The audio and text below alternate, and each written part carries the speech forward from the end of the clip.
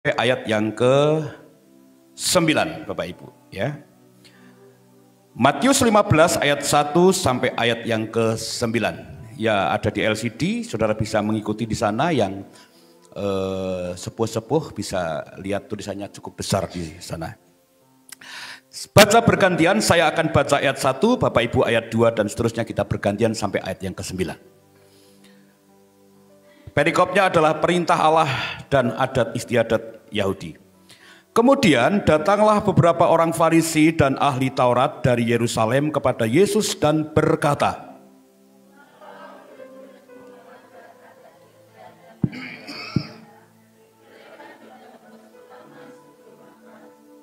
tetapi jawab Yesus kepada mereka, mengapa kamu pun melanggar perintah Allah demi adat istiadat nenek moyangmu?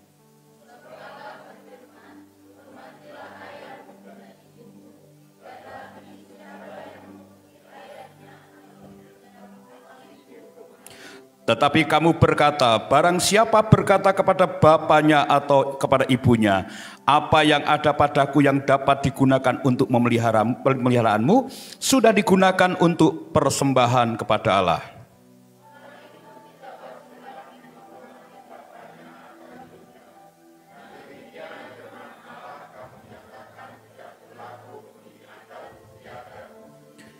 Hai orang-orang munafik, benarlah nubuat Yesaya tentang kamu.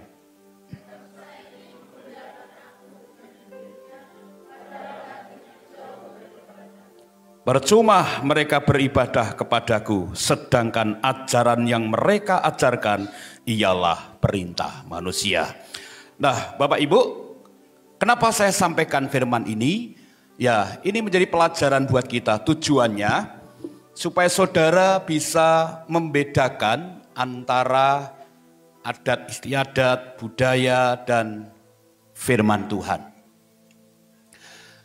Dalam konteks yang kita baca ini, Yesus sebenarnya sedang marah sama ahli-ahli Taurat dan orang Farisi. Kenapa? Karena Yesus melihat mereka lebih suka melakukan, lebih taat kepada adat istiadat dengan budaya setempat dibanding melakukan kebenaran firman Tuhan. Tetapi dalam hal konteks ini mereka orang yang bertanya kepada Yesus, ahli Taurat dan teman-temannya ini berusaha untuk menyalahkan murid-murid Yesus yang melakukan kebenaran firman Tuhan. Dia tanya sama Yesus, Yesus, kenapa murid-murid itu melanggar adat istiadat? Nah, Yesus membela murid-murid. Nah, Bapak Ibu, itulah sebabnya tujuan saya sampaikan firman Allah ini, supaya Bapak Ibu bisa memisahkan, bisa mengkolaborasi antara budaya, adat istiadat, dan kebenaran firman Tuhan. Nah, Bapak Ibu, apa itu budaya? Budaya adalah peraturan untuk menjamin pemenuhan semua kebutuhan dasar manusia. Ada budaya Jawa, budaya orang Tapanuli, ada budaya orang Sunda. Mereka memiliki budaya masing-masing. Bahkan masing-masing kabupaten punya budaya sendiri-sendiri. Dan itu menjadi kebutuhan setiap manusia yang tinggal di situ untuk memenuhi kebutuhan kehidupannya.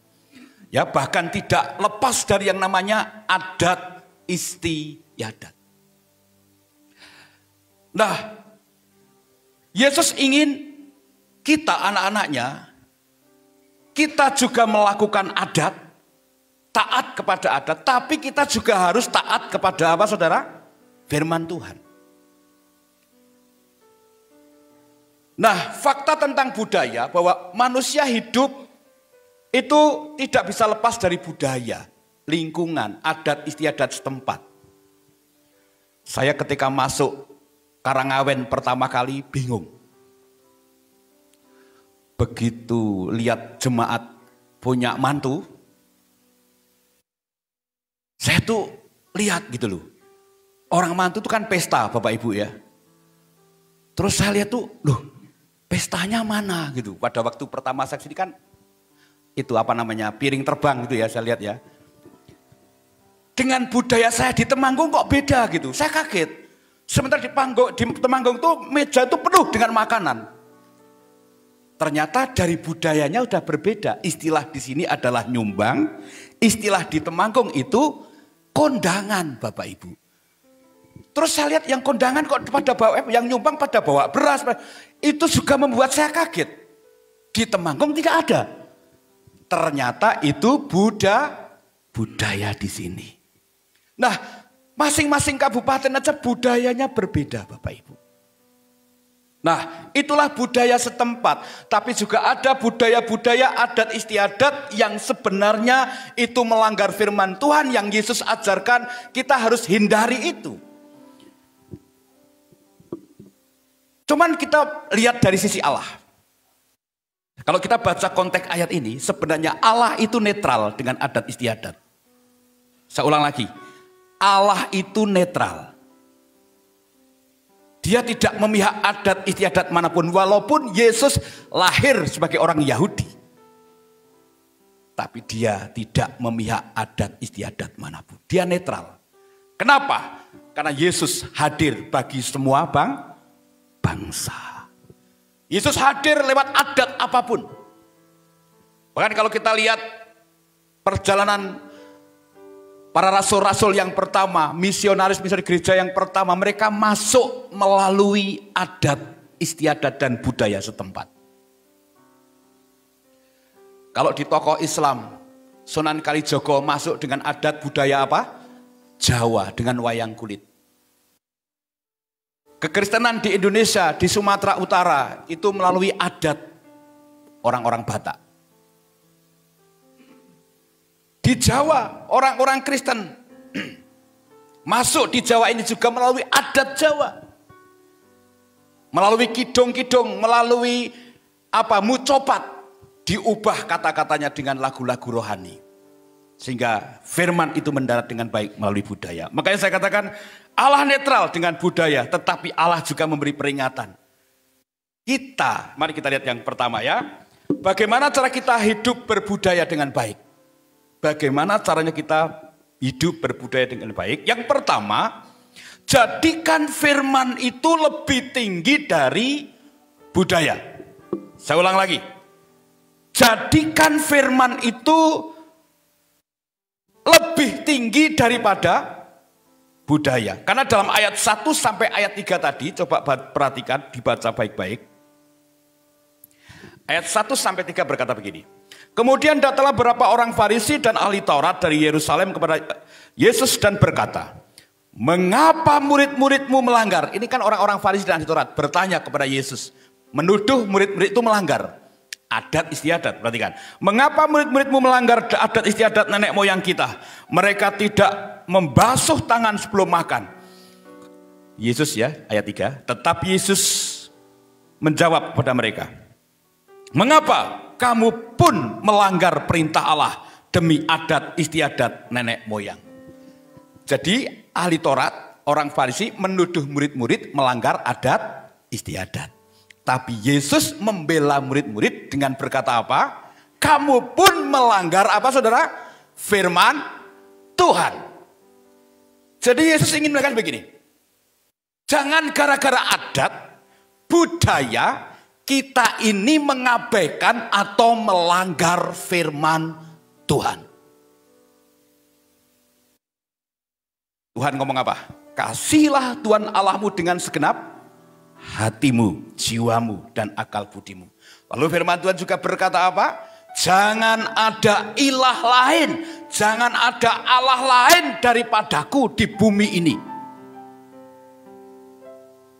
Nah, pertanyaannya, kita tinggal di Jawa punya adat. Ada yang namanya nyadran kali, nyadran kuburan, ada merti dusun, suronan. Kemana orang-orang Jawa? Gunung Kemukus, Kepunden, tempat-tempat orang tua kita yang kuburannya, tempat pundennya ada pohon beringinnya besar, lalu membawa persembahan di situ, ingkung, endas babi misalnya begitu. Ini yang Tuhan gak mau. adat istiadat yang melanggar kebenaran firman Tuhan. Nah, Yesus ingin memberikan sebuah perbandingan. Adat yang seperti itu tinggalkan. Jangan sampai adat yang seperti itu kamu taati, lalu adat di mana kita harus percaya firman itu ditinggalkan. Yesus juga ngomong, jangan mendua hati. Saya hanya ingin menegaskan, boleh nggak kita sembayangan di makam-makam wali? Nggak boleh. Itu adat istiadat. Tapi Yesus berkata apa? Kalau kita mau berbudaya dengan baik, tempatkan firman itu yang paling tinggi. Nangkap sesuatu Bapak Ibu? Yang memberi hidup kita, yang memberi pengharapan kita itu adalah Tuhan. Bukan ilah-ilah lain, bukan Allah-Allah lain. Yang ada di bawah pohon, yang ada di kuburan, yang ada di makam-makam pendahulu-pendahulu itu, bukan. Kita harus menjunjung tinggi yang namanya firman Tuhan. Sini ada ahli-ahli firman Tuhan semua, tamu kita ini. Alkitab The Gideon. Wah, ini kitab Mazmur, Amsal sampai Wahyu hafal kabeh, Saudara.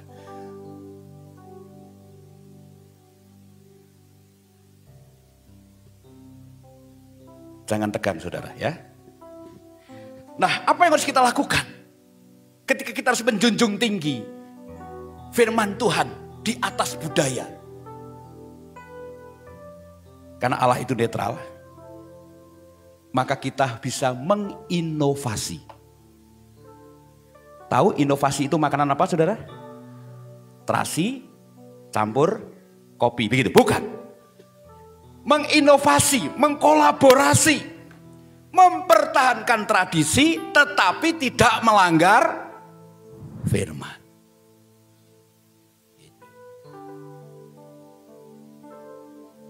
Lihat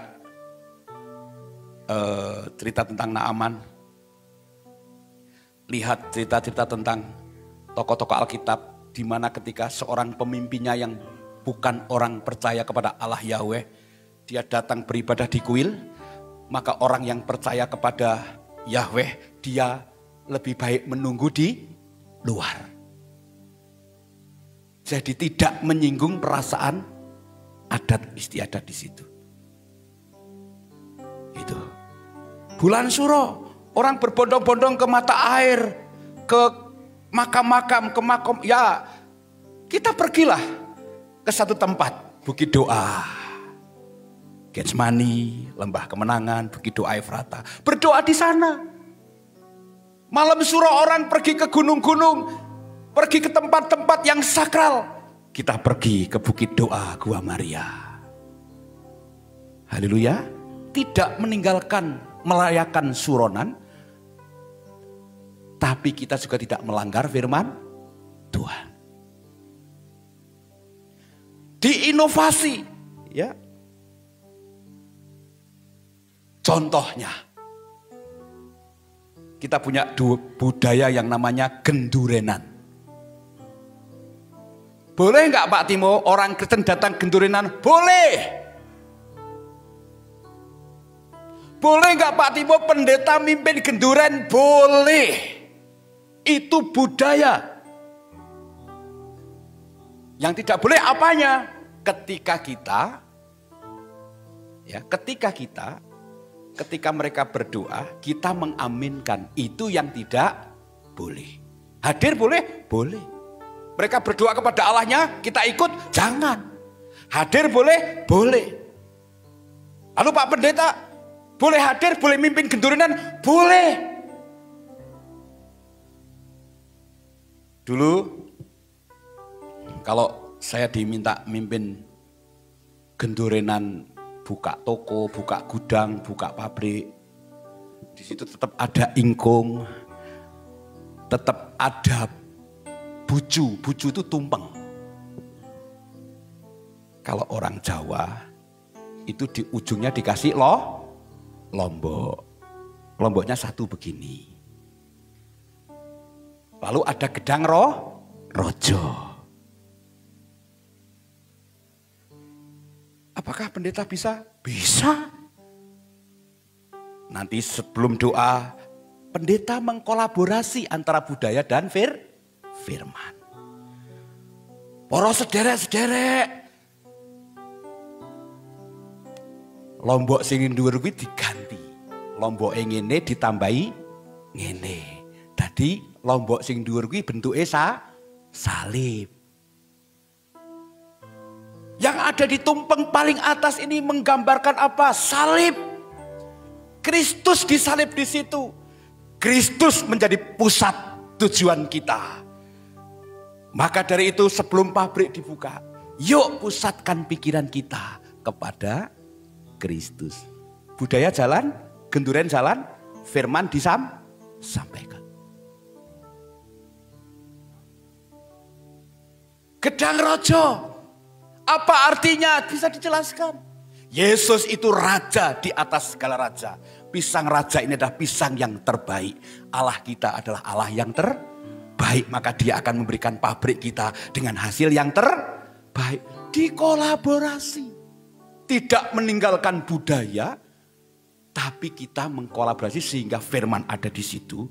Tapi budaya juga tetap jalan. Nah, ada budaya-budaya yang tidak boleh. Kita punya harus sikap yang namanya meninggalkan atau mengundurkan dari budaya yang tidak boleh. Nah itu.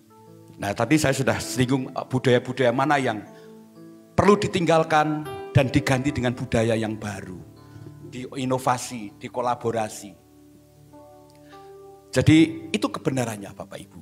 Ya, itu kebenarannya. Nah, yang kedua Bapak Ibu, yang pertama adalah junjung tinggi firman Tuhan di atas budaya. Lalu kita kolaborasi supaya budaya tetap jalan, tapi firman Tuhan juga tetap jalan. Nah, bagaimana cara yang kedua kita hidup berbudaya dan beradat istiadat? Yaitu gunakan budaya yang ada di sekitar kita untuk pendekatan Injil, Bapak Ibu. Ya, gunakan budaya kita untuk pendekatan Injil. Lewat budaya itu kita sampaikan pesan-pesan apa? Tuhan.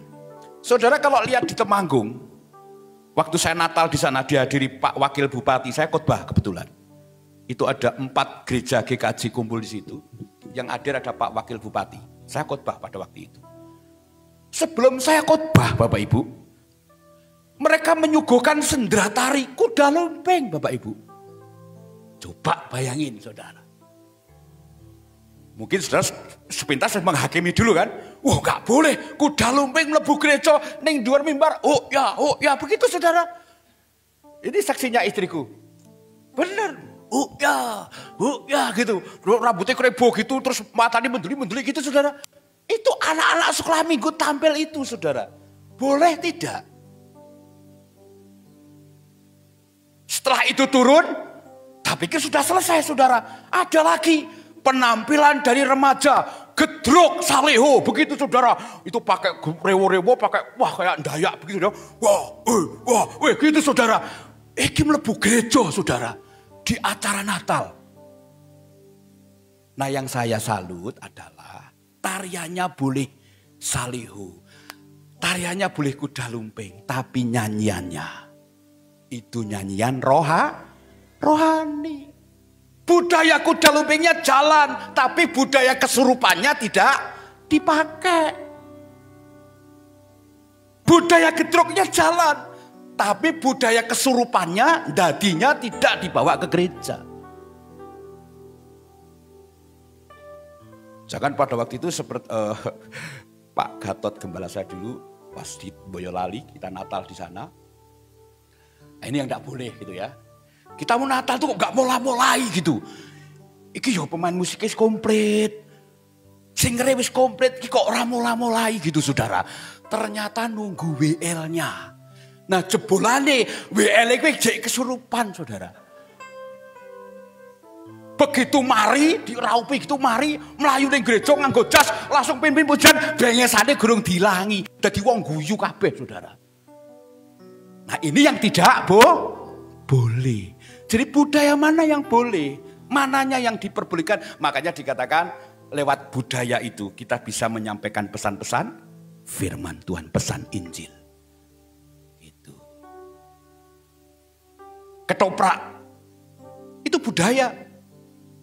Apakah orang Kristen tidak boleh main ketoprak? Di gereja tidak boleh ada ketoprak? Boleh.